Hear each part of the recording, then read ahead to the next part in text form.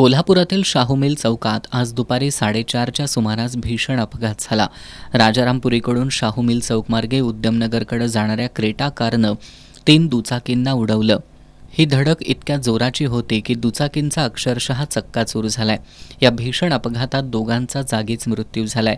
यामध्ये कसबा बावडा इथं राहणाऱ्या 30 वर्षीय ॲडव्होकेट भाग्यश्री लक्ष्मण गवळी आणि दिलबहार तालीम मंडळ इथं राहणारे 65 वर्षीय दीपक महादेव वंशे या बापलेकीचा दुर्दैवी अंत झालाय।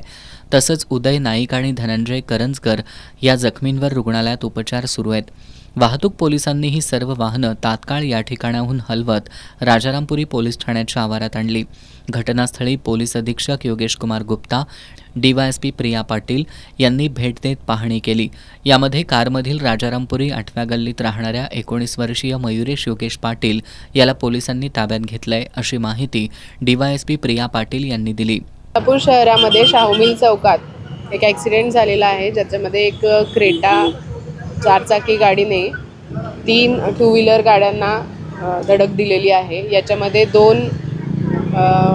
दोन इसम हे जागीच मयत झालेले आहेत आणि 2 इसम हे जखमी आहेत।